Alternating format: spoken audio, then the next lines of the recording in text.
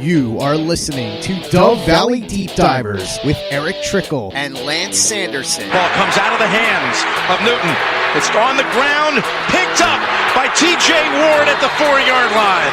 Vaughn Miller did it again. On Overtime Media. And it looks like we are live. I'm going to give John just a second here to get the Facebook group ready to go, our superfan group over on Facebook. Lovely followers over that way. Green check marks across the board. Mile high hello, everybody in Broncos country. Welcome into another episode of the Dove Valley Deep Divers podcast. I'm your host, Lance Sanderson, and joining me as per usual is my good friend and colleague. He is Mile High Huddle's senior NFL draft analyst, the one and only Erick Trickel. Erick, it's been a wild ride in the Sanderson household for the last couple of weeks here, and I'm curious as to how everything is going up there in Alaska with you and the Trickel crew.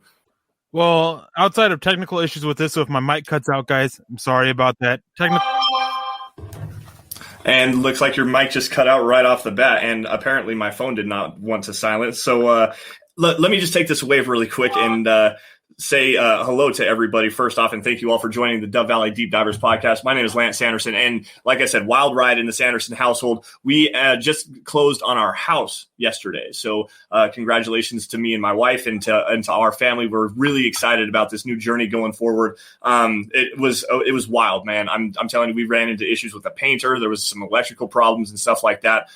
There was some issues with some gutters, and it's been kind of an interesting process all the way through. The financing kind of had a snafu there for just a little bit as well. But we're very excited about everything and cannot wait to start this part of our journey as our family is growing old. I mean, Samantha and I have been together for a couple of years now. We have a child of our own together and two of her children from previous relationships as well. So, I mean, this house is perfect for us. There's some acreage to kind of move forward. We can build a shop. There's a big front yard and whatnot we can get. But I mean, it's a lot of fun. And so far we're loving the process, getting ready to do some painting and stuff like that. As we're waiting for Erick to get back here, I'm going to say hello to everybody. Glenn, what's going on, man? Thanks, man. We appreciate that. Congrats on the new home, Lance. Love the family photo in the front of the house. That was a lot of fun. It was kind of an interesting conversation there too. Our 13-year-old Jace was not necessarily very thrilled, but at the same time, he was very happy about everything that's going on. Albert jumping in here as well. Albert Knoppers, congratulations on the house. We did the same in Missouri. Hey, congratulations, Albert. You and Michelle. Congratulations to you guys. Glad to see you guys moving stateside. That's amazing. Congratulations to you guys. Peter Middleton, the house looked great from the tweet. I appreciate that, man. It's a lot of fun. I mean, it's not the biggest place in the world, not the nicest place, but it is a pretty nice place. And now we have Erick here. Erick, now that I've stalled for just a minute, what's going on, man? Well, I'm so close to rage flipping my freaking desk. And it's so what's so bothersome is that an issue on StreamYard side. Like, it's not my equipment. It works fine with everything else. So it's just very frustrating when I put in what I did for this, and then StreamYard just doesn't want to use my mic and everything. But I mean, I know you're asking about other than that. I'm happy for you for your house and everything like that. Congrats on that. Congrats to Chad and his wife for their new addition to the family, as Christian came in and super chatted about definitely another Bronco fans in the world. And that's great. And glad things are going good for other people. I'll say that, which is funny because there's a guy after last week's episode, he actually commented on the YouTube thing. He's like, does Erick ever actually have a good week? Normally, yes, but this last month has not been my friend. And it's been pretty much since after the draft. I mean, you got all the new equipment and everything and trying to take this up to the next level and whatnot and provide a better product for everybody. And it's just been giving you headaches more and more every single week. I mean, we have conversations back and forth about it all the time about that damn microphone and StreamYard not supporting the platform that you have. But I mean, it's unfortunate you're having a rough go of it, but I mean, I've kind of lucked into some pretty decent luck over the last few weeks. You know what I'm saying? So no, other than the painting snafu with the house, guys, that's a story for another time. But anyways, guys, again, Dove Valley Deep Divers, thank you all for joining us. I'm going to grab this, John, I'm going to grab that one from Randy really fast on Facebook, throwing some stars up. Nothing to say here, just showing some love. Randy, we appreciate you for joining us today, buddy. And again, everybody else that's in here, Dylan Von Arks, Michael Ronquillo, Chris Carruthers as well. What's going on, guys? Thank you all for joining us today, guys. Very fun show. We're going to break down a little bit of the Broncos roster, position groups that that you guys should be excited about, position groups that the Broncos have that are going to potentially be some issues, breaking into the future just a little bit here as well. The position groups that we are excited about that could be problem issues in the future, and position groupings that might be problems now that could be strengths going into the future. Now, Eric, I want your kind of opinion. What's the top position group that you have right away? Well, also, I want to give a shout out to Glenn Hauser, who also has the Barrelman's Barrel, which I think is absolutely freaking awesome, man. One day, Glenn, I want to hear the story about how you came about that. That's awesome, man. That's something else. But so what was your question again? Oh, your number one position group that you're most excited about for this year. That I'm most excited about for this year. Yep, for this year. For this year. The defensive line. Okay. I'm super excited to see, hopefully, Draymond Jones take the next step with Shelby Harris out there and Mike Purcell as your starters. That has me the most excited. After them, I'm a little iffy about it. Hopefully, we see McTelvin Najim take a big step forward. Hopefully, Deshaun Williams is able to continue a climb. And Shamar Stevens, that's the guy's name. Yep. Hopefully, he's more than just a Jag, but I mean, at this point, he's probably just a Jag. Yeah, I mean, I can see where you're coming from with that, especially with Draymond Jones. I mean, we've spoke about Draymond Jones multiple times on the show, even going back to last year, previous to last year, about the ability of him, taking that next step forward, becoming a true 3-down defensive lineman, a guy that can put his hand in the dirt and get after the passer as an interior pass rusher, and also the growth that he has shown in the running game. I mean, I'm really excited to see what he looks like this year. I'm really excited to see what Shelby Harris looks like. I mean, last year with the issues that he had, testing positive, missing some time there. He had some injury issues as well, but still he was playing at a pretty high level last year, getting a lot more pressure, getting his hands on some more footballs and stuff like that at the line of scrimmage, and really rounded out his game as a run defender as well. I was very impressed with him and the work that he had done. The one that I'm really more excited about, though, is Deshaun Williams and the role that he's going to have. Mike Purcell's still working back. I think it was a foot injury, Liz Frank injury or something like that he had that sidelined him for the rest of the season following that first Kansas City Chiefs game. And Deshaun Williams played very, very well in his stead. I mean, he was a force in the middle, definitely better in the running game than as a pass rusher, but still, I mean, he was able to get after the quarterback as well and disrupt some stuff along the interior. But I mean, the fact that you went to the defensive line is the one that you're most excited about is kind of surprising to me, given the secondary and the wide receiver group. Can you elaborate just a little bit more on that? Well, I mean, you asked me what I'm most excited for. I mean, it's not that I'm not excited to not see the receivers or the corners. I'm just super excited for the defensive line. And this is a matter of my preference. I love watching the stuff in the trenches. Yeah. Like that's what it comes down to. Wide receivers and corners, like that's stuff that the best time you get to break that down is with all 22. So you got to wait for that, but you can see the trenches no matter what, live watching the game and just focusing on it. That's my favorite. So that's why I'm most excited for it. And I mean, that's definitely fair. And you're absolutely right, because you can watch it all the time. I'm actually pretty excited about the interior offensive line, but the group that I'm the most excited about is this wide receiver room. Quite honestly, for this year specifically, Jerry Jeudy hopefully taking that next step forward. It sounds like he's having some drop issues at OTAs right now, but it sounds like there's a lot of drop issues for pretty much all of the wide receivers at OTAs right now. I know Tim Patrick had a couple of drops. KJ Hamler had a drop and a muff punt as well. But Cortland Sutton coming back. I mean, that's the X factor for this Broncos receiving core. I mean, 6'3", 215, 220, something like that, runs well. It has a catch radius of a football field. I mean, you throw it between the white lines, he's probably going to go catch it. Like, seriously, this guy's just phenomenal. And unfortunately, we didn't get to see him last year, obviously that torn ACL, but to see him coming back to full health and actually getting back to playing football and expanding what Drew Lock and Teddy Bridgewater can do as far as distributing the football to all the plethora of receiving options. I mean, that's very exciting to me. I'm very, very excited to see what he can do. And I really want to see those two young guys, KJ Hamler and Jerry Jeudy, take that next step forward and really grab the bull by the horns. And I mean, take this offense into submission and really, expand upon what they can do.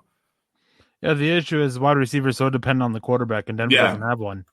I mean, that's a fair point. I don't want to get into that conversation, but still, I mean, there's a lot of promise, though. I mean, even last year with the inefficiencies of Drew Lock and Brett Rippon and Jeff Driscoll, whatever you want it to be. I mean, there was still some issues with just KJ Hamler and Jerry Jeudy. I mean, they led the league in drop percentage, So, and I've said it before, and I'll say it again: drop percentage is a very volatile statistic. It is very quarterback dependent, but I mean, a lot of that comes down to concentration issues. So, if they can figure out those concentration issues and not have 10, 12, 15 drops or however many they have between the two of them like however many that it was, if they can clean that up and actually catch on to those footballs. And there was one, I know Jerry Jeudy dropped a touchdown pass against the Chargers late in the season, had another big drop down the seam in that same game. KJ Hamler had a couple of egregious drops against Kansas City that could have extended some drives that in that second game, and the Broncos potentially could have won that game, So a couple of those key egregious drops from these young guys that if they clean those up, this offense could really take a big next step in the right direction. For sure. I mean, there's the issue is can Drew Lock progress enough, and that's a whole other story. Maybe they get another quarterback still, Aaron Rodgers still in play. And George Newton says Rodgers' buddy Miles Teller says he's returning to Green Bay. That's actually been confirmed that it was just a joke from Miles Teller, so not something to hang your head on there. Do I think it happens in the end? Probably not. But I mean, the Aaron Rodgers stuff, it's still not out of the realm of possibility at this time. But I mean, last year, as much crap I give on Drew Lock, it's definitely the issues on offense were more than just him. Mm-hmm. But there's no denying that he has to take a big step forward with his efficiency is the biggest thing.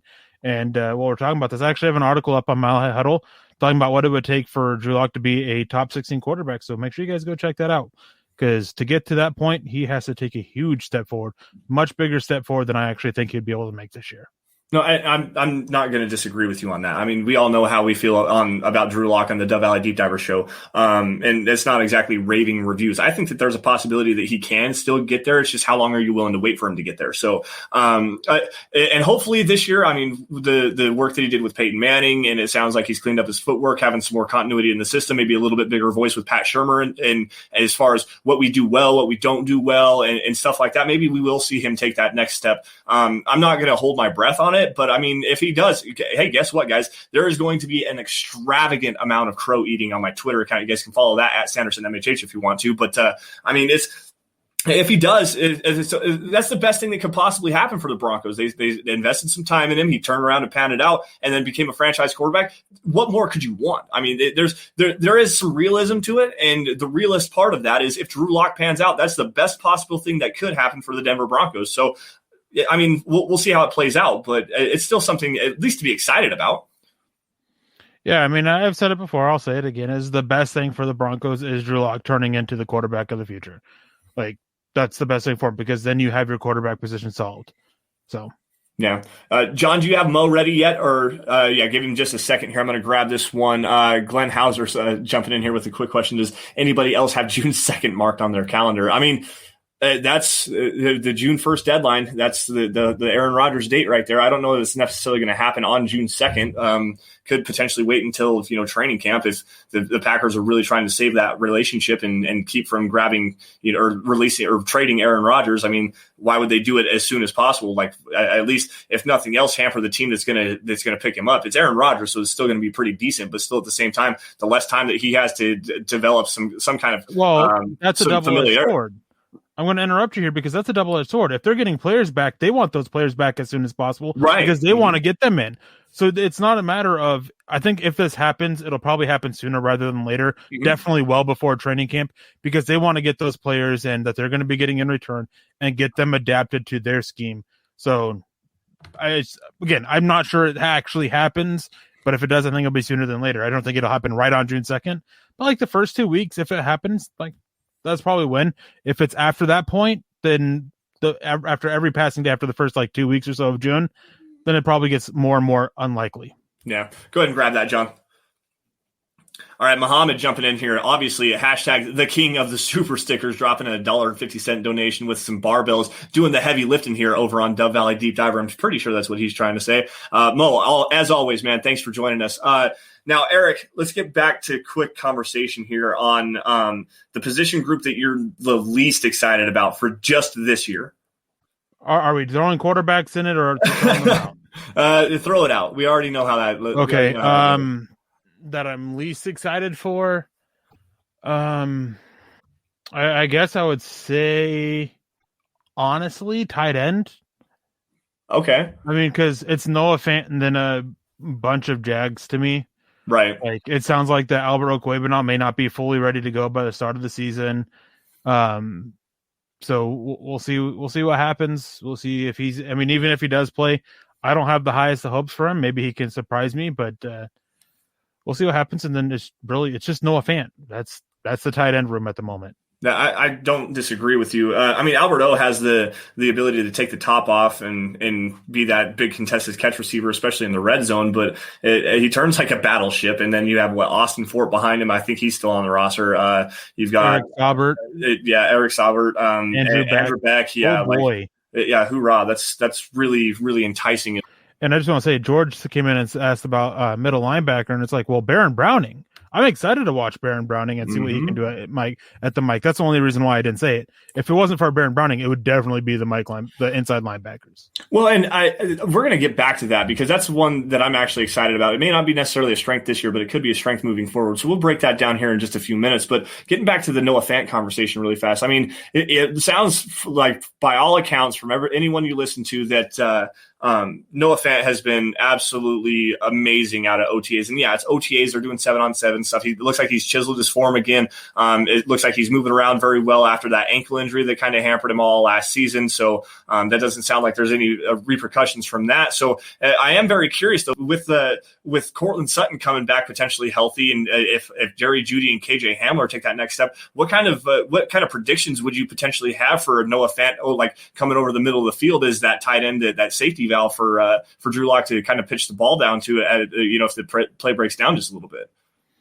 So you're talking about Noah Fant basically becoming like a safety net for Drew Lock? Essentially, yeah. Yeah, if you want to talk about misusing players, there you go. I mean, yeah, that's a fair point. But still, I mean, what kind of impact could he have with Cortland Sutton taking some stuff off the other side, and drawing some more double coverage and opening up the middle of the field? What is the big top level impact that he can have?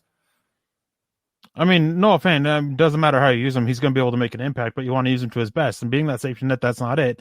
And you're opening himself up to some big hits being that safety net. I'm not sure he's necessarily built the right way to be that kind of guy. I mean, if I'm looking at that safety net guy, then Erick Saubert makes more sense than him. Albert Okwuegbunam makes more sense than him, just because they've got a little bit more bulk to handle those hits. So, it's just, I'm not using Noah Fant that way. I'm using him to be a weapon on offense, not a safety net. Well, and I guess it was probably the poor way of wording that for me. I was more looking for what you think his impact is going to be with some lesser attention paid towards his direction. So, but regardless, I mean, I agree with you, not using him as that safety net, and whatnot. But at the same time, I think that there's definitely an impact that he can be used in the correct way. I think that honestly, splitting him put him in the slot and let him use that speed and athleticism. See if you can't find some mismatches. And actually, Robert's jumping in here. How should Fant be used? This is the way that I would use him. A mismatch maker. Yeah, exactly. Use him as a mismatch maker. Use that big body, that athleticism. Get him against some cornerbacks, maybe against a safety or two, something like that. I think he's big enough that he can bully around a safety. He's faster than most linebackers, and a cornerback is not going to be able to handle him. So if you can figure out a way to line him up out wide, get him in some one-on-one coverage situations where now you've got Cortland Sutton, Jerry Jeudy on the other side of the field, you put him I mean, honestly, you line him up at the X receiver as the single wide receiver in a trip set. He could have a pretty big impact in that way. What do you think, Eric? You just move him around, get him in motion, get him caught on a linebacker, and take advantage of that. Yeah, no, absolutely. You want him because he's an athletic guy. He's got good speed. You want him matched up against linebackers. Even cover guys are going to struggle with him, and that's just not something that you have. And no, is a safety net just because he doesn't drop the damn ball.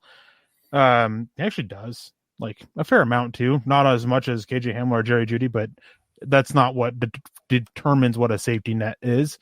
A safety net, it's a guy who you just basically are keeping within 5 yards of the offensive or of the line of scrimmage.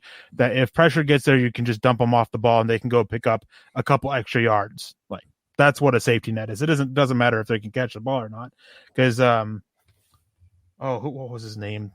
There was a tight end a few years ago who was basically, he really brought the term safety net into it. And he had a drop rate of like 12%, like consistently. But anytime he caught the ball, he was able to go get you 5-6 yards consistently. I'm not sure. I'm recalling Virgil Green, maybe. No. It wasn't with the Broncos. It was something. Okay. Just say, because that sounds like Virgil and Green. A couple years ago, it wasn't the right way. It was like more like 10, 15 years ago. Oh yeah, then I wouldn't know off the top of my head like that. You've got a name pulled that I'm not quite familiar with there. But Glenn jumping in here with the $5 super chat. On each side of the ball, which players do you both see as your surprise successes or sleepers? Eric, what do you think? I'll let you go ahead first. My surprise successes or sleepers. McTelvin. I'll go with McTelvin Najim as a sleeper on the defensive side of the ball. When he did see the field last year, it wasn't all pretty, but there were some really good flashes on it. And I think he had a couple big plays against, I want to say, the Atlanta Falcons that really showed the potential that he has there. And on the offensive side of the ball, no one. Like, I'm not trying to be a downer on this offense or anything, but I mean, I'm not super excited or don't think will be a surprise success or a sleeper on the offensive line. I don't think Drew Lock makes his magical step that a lot of other people do. Receivers, I think a step up from Jerry Jeudy is expected, and I think it's expected for a KJ Hamler. No one. I mean, maybe Tyree Cleveland, but I think that his role is going to be probably more special teams. Yeah. As far as the offensive side of the football, I'm going to throw a hat tip to Lloyd Cushenberry one time. Yeah, I think that there was some issues with him last year as far as functional strength goes, but the footwork was fine. He does a good job in the running game. It was often called soft and whatnot. I think that with the Broncos drafting Quinn Miners and potentially looking at a replacement for him, that's going to light a chip on his shoulder, and he's light a fire up in his butt, and he's going to actually go out there and start kicking some asses here. I think that, quite honestly, if there is a surprise success or a surprise sleeper on the offensive side of the football, it would be Lloyd Cushenberry, just because of everything that the Broncos have done ever since the end of last season. So when you find out he's not starting after training camp, then like I said, squash that. But like I said, it's a surprise success, surprise sleeper. Like that would be the surprise. It'll be a surprise if he ends up starting. No, just and I just want to grab this with Reese to kind of wrap up that whole safety net conversation. Shannon Sharp was a safety net because he converted third downs. Agreed, not far down the field, but he would convert third downs by not dropping the ball. You're confusing reliable tight end with safety net. There's a difference there. Shannon Sharp was not just a reliable tight end. He was a big playmaking athletic tight end, much like Noah Fant is. He was reliable at doing that. He wasn't the safety net. So this is something that we've tried to do this before, football verbiage and definitions. And Eric and I still have some of these conversations privately. Thank you, Michael, for dropping some stars there. We appreciate that. Nothing to say here, just showing some love, but we appreciate you for joining us, Michael. But as far as the verbiage and stuff like that, safety net, think about like check down. Safety net, check down, same kind of a thing. Like that's your very last option on. Like it's a guy, really really close to that. Running backs, check downs, tight end, safety nets, kind of the same fluid. Like it's a what's the best way to put this? It's a whatever suits your fancy as far as that kind of a definition goes. But that's the idea, the gist of what your safety net is it's that last second check down that's close to the line of scrimmage that you're just dumping the ball off to get the ball out of your hands, not take a sack, take whatever you can get 4, 5, 6 yards, something like that. Hopefully you can convert a first down. That is a safety net. It's your non-running back check down, basically, is the best way to describe it, because your check down's always a running back. As there's one out there on the field, then it's obviously somebody else if there isn't one. But no, it's just a guy who's just very short, near the line of scrimmage, just going to catch the ball, go get a couple extra yards, and if it's a third down, then he's going to get that third down if it's like third and short. But he's not a guy that on first down is going to go consistently get you first downs. He's not a guy that's going to on second on longs going to go get you those. He's not the guy on third and longs that you're going to be targeting because you want to get that first down. Right. I want to go back to this really fast to round this conversation out, because it's going to go into my next topic of conversation here. On each side, this is Glenn's question here. On each side of the ball, which players do you see as your surprise successes or sleepers? On the defensive side of the football, my surprise success is going to be Justin Strnad.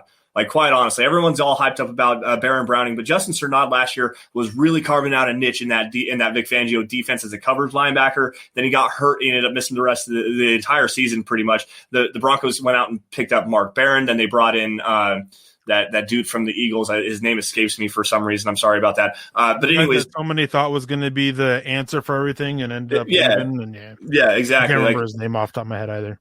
Regardless, it doesn't matter. So, but that was the guy that the Broncos brought in originally to be their true coverage linebacker out of Wake Forest. I mean, a little bit small, but super long, super lanky, Nigel great Bradley. athlete. That's it. Thank you. But no, Justin Cernod, like this kid right here, he could come in this year as far as playing on special teams, like immediately. But I think that he's going to carve himself a niche role in this in the Broncos defense, especially in obvious passing situations where they're going to get Josie Jewell off the field. And I mean, Baron Browning, for all the love that he gets as a coverage linebacker, he's probably better moving forward. Like, quite honestly, he's better at like closing down the A gaps, that Alexander Johnson role. Justin Cernod, that's my sleeper for this Broncos defense this year. Like, you guys are going to be really surprised about that, which this also brings into the next part of this conversation, a position group that seems like a weakness this year, but I'm very excited about moving towards the future, is that off-ball linebacker position. I mean, we've already alluded to it several different times. Alexander Johnson is as great as he is at what he does, being that A-gap run stuffer, a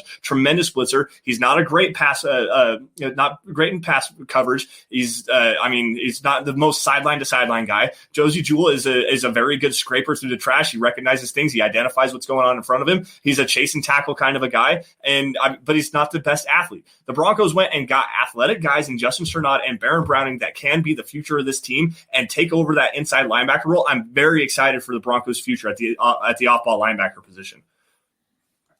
Yeah, I mean, the future at the off-ball linebacker looks rather bright anyways on paper. I mean, with Justin Cernod, Baron Browning, there's a possibility that we see both of them starting this year at inside linebacker at some point. But for me, the one that I think looks like a weakness now that has some brightness to it. I really don't have one, actually, now that I think about it.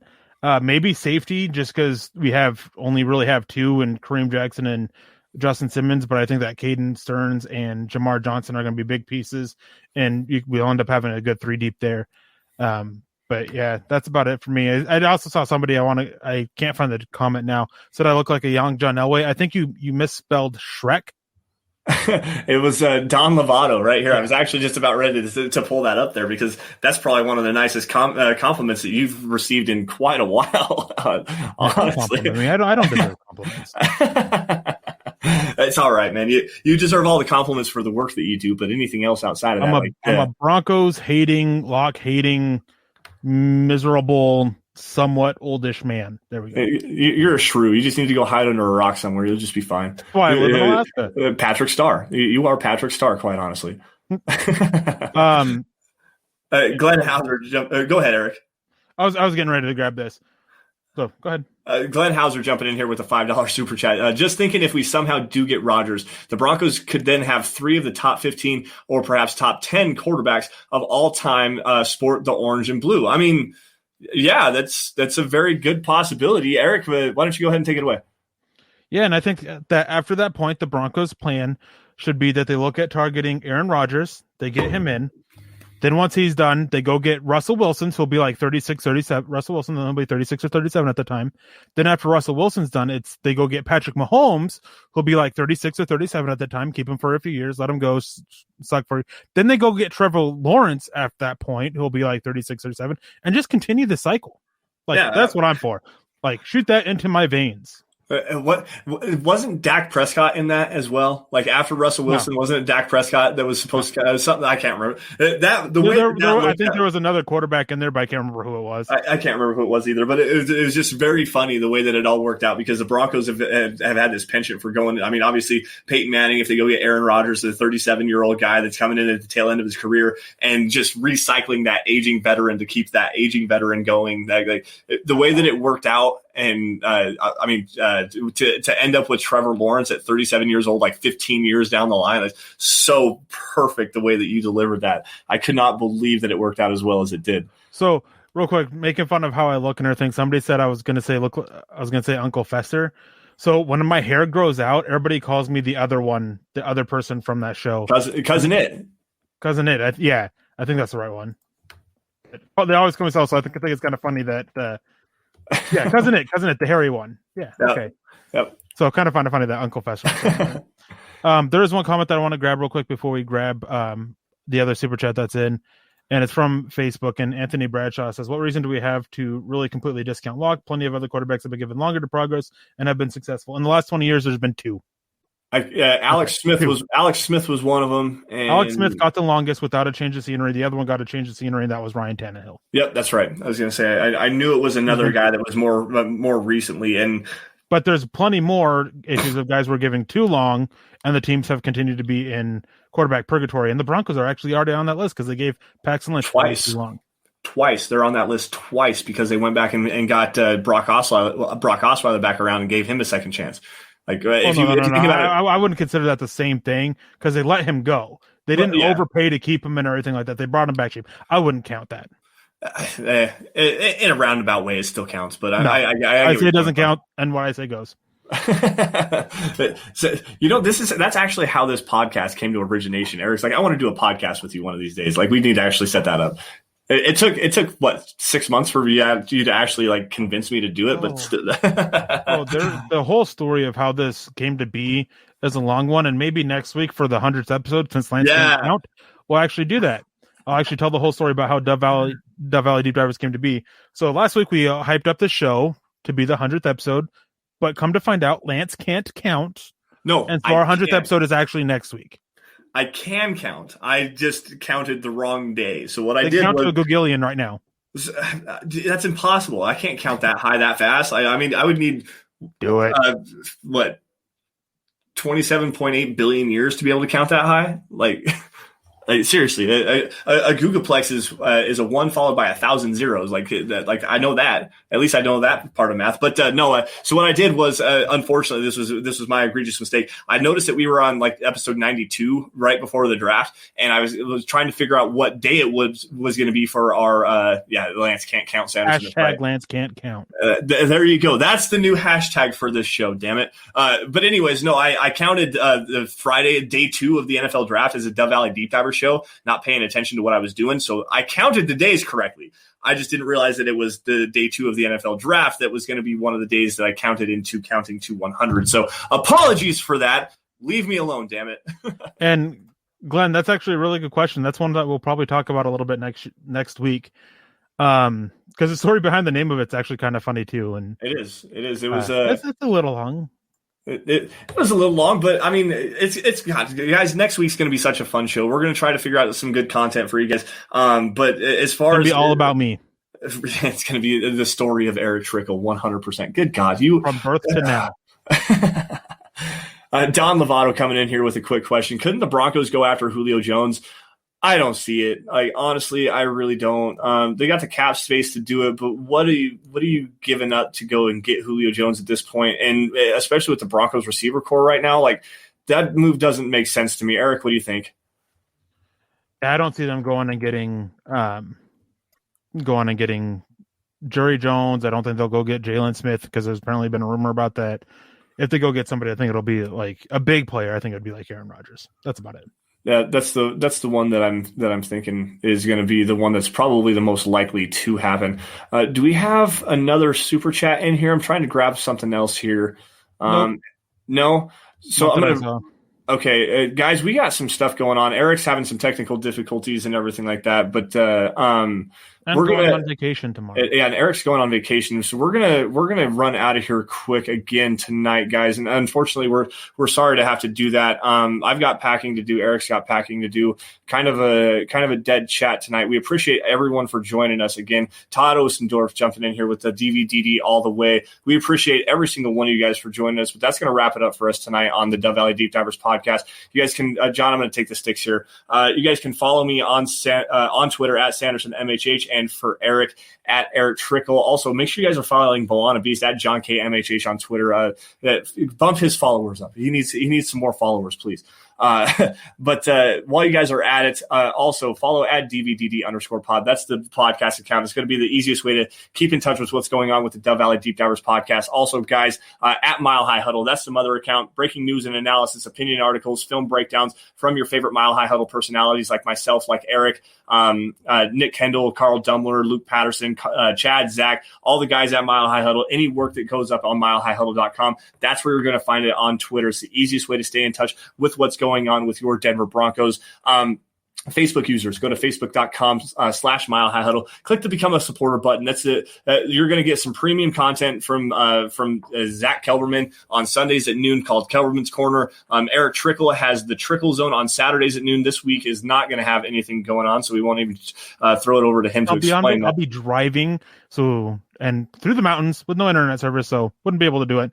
But I will be back next Saturday, though, and then should be every other Saturday after that. Yeah. So become a supporter. It's one of the best ways to get some premium content you're not going to get anywhere else other than on Facebook.com.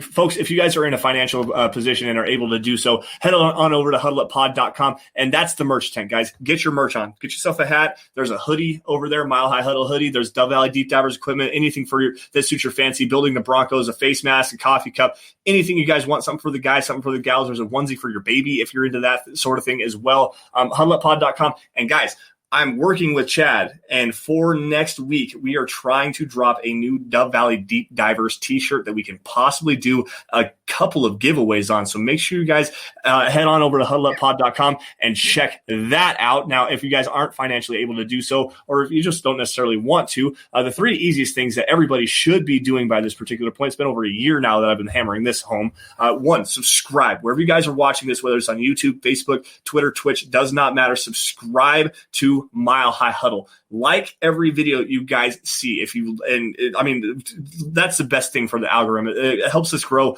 exponentially in a way that you guys don't even know. And if you love it, share it. Share it out in front of as many Broncos fans as humanly possible. Get as many eyeballs on what we're doing here at Mile High Huddle as you possibly can, because that is the most organic way to help us grow and boost this following. And if it weren't for you guys and the fans around us, we wouldn't be able to do what we do best, which is cover your Denver Broncos. Now, guys, that's going to wrap it up for us. Now, Eric, I'm going to let you get out of here, but quickly, before you get out of here, any last words, buddy?